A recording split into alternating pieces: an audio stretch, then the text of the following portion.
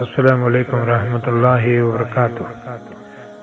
ہر کوئی اس بات سے آگاہ ہے کہ اکثر گھروں میں سانپ دیکھنے کو ملتے ہیں اور یہ شہروں میں بھی آ جاتے ہیں، لیکن جو دیہاتوں میں گھر بنے ہوتے ہیں، جنگل کے قریب ہوتے ہیں، یا جن گھروں کے ساتھ جھاڑیاں وغیرہ یا گھنے درخت ہوتے ہیں، وہاں پر اکثر دیکھا جاتا ہے کہ سانپ گھروں میں گھس جاتے ہیں اور سانپوں کو بغیر وارننگ کے، بغیر خبردار کیے مار دیا جاتا ہے، جس کی وجہ سے اس گھر کے رہنے والے یا اس سانپ کو مارنے والے کو بڑے نقصان کا سامنا کرنا پڑ سکتا ہے۔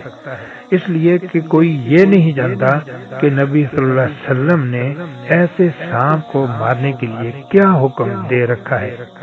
نبی صلی اللہ علیہ وسلم نے اس طرح کے سانپ کو قتل کرنے سے منع فرمایا جو گھر میں گھس جاتا ہے، اور اللہ کے نبی صلی اللہ علیہ وسلم نے ارشاد فرمایا ایسا نہ ہو کہ جس کو آپ مار رہے ہیں وہ کوئی مسلمان جن ہو۔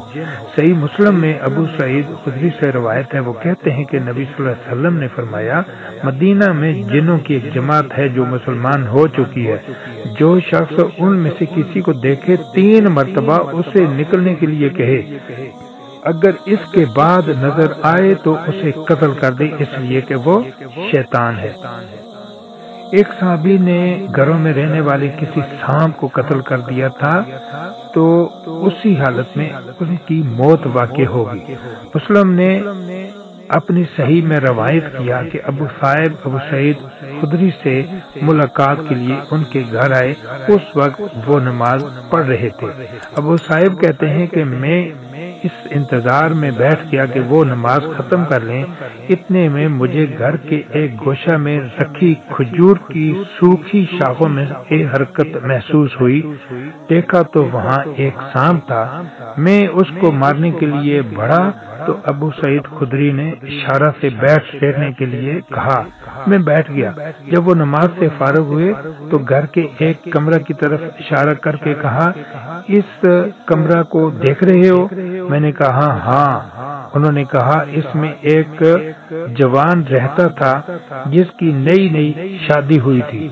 ابو سعید خدری نے کہا ہم لوگ نبی صلی اللہ علیہ وآلہ وسلم کے ساتھ خندق کھودنے نکلے، وہ نوجوان روزانہ دوپہر کو نبی صلی اللہ علیہ وآلہ وسلم سے اجازت لے کر اپنے گھر جاتا تھا۔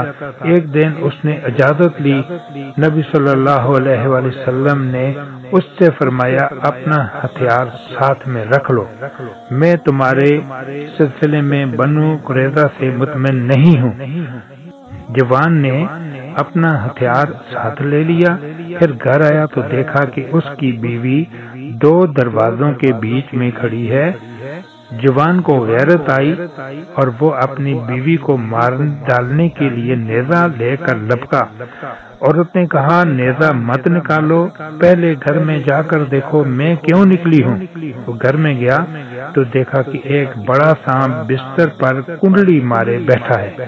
اس نے سانپ پر نیزہ سے حملہ کیا اور اسے نیزہ میں لپیٹ کر باہر لے آیا۔ اسی میں سانپ نے جوان کو ڈس لیا، معلوم نہیں دونوں میں سے پہلے کون مرا، آیا سانپ یا وہ جوان۔